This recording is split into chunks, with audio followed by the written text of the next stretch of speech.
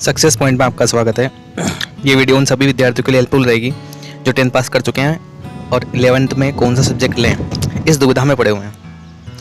तो हम निम्न बिंदुओं की सहायता से हम डिस्कस करने वाले हैं कि कौन सा सब्जेक्ट आपके लिए उचित रहेगा। फर्स्ट पॉइंट सभी के सामने आता है कि जो मेरे फ्रेंड्स हैं वो मान लो साइंस ले रहे हैं, कोई बायोलॉजी, मैथ्स, मैथमेटिक्स ले रहा है, कोई आर्ट्स ले रहा है, कोई कॉमर्स ले रहा है, तो मुझे क्या करना चाहिए। देखिए, जो आपका दोस्त है वो कोई सब्जेक्ट ले रहा है, मान लो उसके परसेंटेज कितने हैं, उसका दिमाग कैसा है उस सब्जेक्ट के प्रति, आप अपने को उसके हिसाब से जज मत कीजिए। खुद कितनी परसेंट से आप पास हुए हैं तथा आपका जो सब्जेक्ट, कौन से सब्जेक्ट में आपका अधिक रुझान है, उसको ध्यान में रखते हुए अपने दोस्त क्या कर रहे हैं उससे आपको कोई लेना देना नहीं। क्योंकि आगे यदि आपके परसेंटेज तो 40 बन रही है, मान लो दिमाग नहीं है आपका और आपने मैथमेटिक्स ले ली, तो फिर आगे जा करके आप तो 12th में फेल हो जाओगे, वो आपका फ्रेंड्स आगे निकल जाएगा। तो ये तो आप छोड़ दीजिए कि आपका दोस्त कोई ये सब्जेक्ट ले रहा है, मैं भी उसके साथ में ले लेता हूँ, तो उससे कोई लेना देना नहीं है। दूसरा पॉइंट, अगर कम समय में आप ज़्यादा कुछ करना चाहते हैं कि मैं लिमिटेड में पढ़ना चाहता हूँ और जल्दी से मेरा कुछ काम हो जाए, तो आप 10th के बाद में सबसे बेस्ट विकल्प आपके सामने है ITI। मेरे नज़र में सबसे बेस्ट विकल्प है आपके सामने ITI। आप कीजिए 10th के बाद में, फॉर्म डालिए। आपके नज़दीक अगर आपके परसेंटेज 60 के ऊपर है तो नज़दीकी ITI में आपका नंबर आ जाएगा, अच्छी ट्रेड में। अगर आप ST SC कैटेगरी से बिलोंग करते हैं तो आसानी से आपका नंबर आ जाएगा 60% में ही, ठीक है। तो 2 साल की आप ITI कर लेंगे। उसके बाद आप हिंदी और इंग्लिश का अगर पेपर देते हैं तो आपको 12th की मान्यता भी मिल जाएगी साइंस मैथमेटिक्स से। मतलब आपने 10th के बाद 2 साल की ITI की, उसके बाद हिंदी और इंग्लिश का पेपर दिया, तो आपको 12th साइंस मैथमेटिक्स की मार्कशीट मिल जाएगी। मतलब आप 12th पास भी हो जाएंगे। तो शॉर्टकट में 12th पास भी हो जाएंगे और आपकी ITI भी हो जाएगी। ये कम धन और कम समय का मैं बता रहा हूँ आपको। अगर आप लिमिटेड टाइम में कुछ करना चाहते हैं तो आप ITI कीजिए। नेक्स्ट, इसके बाद में आप क्या कर सकते हैं, अब सब्जेक्ट इसके ऊपर डिपेंड करेगा आपके नज़दीकी विद्यालय में कौन से विषय हैं।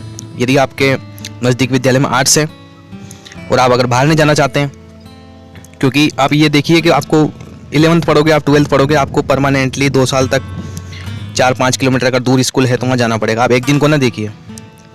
यदि आप रोज़ जा सकते हैं तो आप अदर सब्जेक्ट से जा सकते हैं। बाकी आपके नज़दीकी विद्यालय में यदि आर्ट्स के सब्जेक्ट हैं और आप बाहर नहीं जाना चाहते हैं तो आर्ट्स काफ़ी सारे सब्जेक्ट होते हैं। पता कीजिए कौन कौन सब्जेक्ट हैं, उनके अनुसार आप सब्जेक्ट का चयन कीजिए और पढ़िए, ठीक। नेक्स्ट पॉइंट है, आपके 10th में परसेंटेज कितने हैं। इस बात के ऊपर भी डिपेंड करेगा। यदि आपके परसेंटेज 60 से कम है, अगर आपके परसेंटेज 60 से कम है तो आपको मैथमेटिक्स नहीं लेना चाहिए मेरे नज़र में। लेकिन यदि कोई ये सोचता है कि मेरी कॉपियाँ गलत चेक हुई है, जो कि मैं भी मानता हूँ, लगभग कॉपियाँ गलत ही चेक हुई है 10th की, तो यदि आपको ये लगता है कि नहीं कॉपियाँ गलत चेक हुई है, मेरे मैथमेटिक्स में नंबर ज़्यादा आने चाहिए थे, साइंस में नंबर ज़्यादा आना चाहिए था, तो आप अगर 11th में 12th में 10th से डबल मेहनत अगर आप कर सकते हैं तो आप बिल्कुल मैथमेटिक्स लीजिए। नहीं तो आप आर्ट्स के साथ जा सकते हैं, कॉमर्स के साथ जा सकते हैं, ठीक है। आपकी रुचि कौन से विषय में ज़्यादा है। यदि आपके 10th में SST में नंबर ज़्यादा आ रहे हैं, हिंदी में ज़्यादा आ रहे हैं, SST में अगर ज़्यादा आ रहे हैं, आपके हिंदी में ज़्यादा आ रहे हैं, तो आपको आर्ट्स लेना उचित है। यदि आपके इन सब्जेक्ट के अलावा मैथमेटिक्स में, साइंस में नंबर ज़्यादा है तो आप साइंस लीजिए, मैथमेटिक्स लीजिए। और अगर आप एवरेज हैं और आपकी परसेंटेज 50, 40, 50, 55 तक है तो आप आर्ट्स ही लीजिए। किसी के देखा देखी में मैथमेटिक्स मत लीजिए।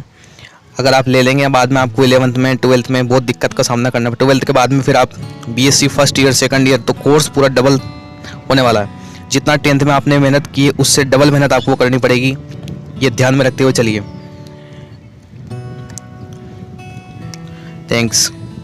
आशा करता हूँ इस वीडियो के माध्यम से आपके सभी डाउट क्लियर हुए होंगे। अब आप खुद के दिमाग से खुद निर्णय लीजिए कि मुझे कौन सा सब्जेक्ट लेना चाहिए। धन्यवाद।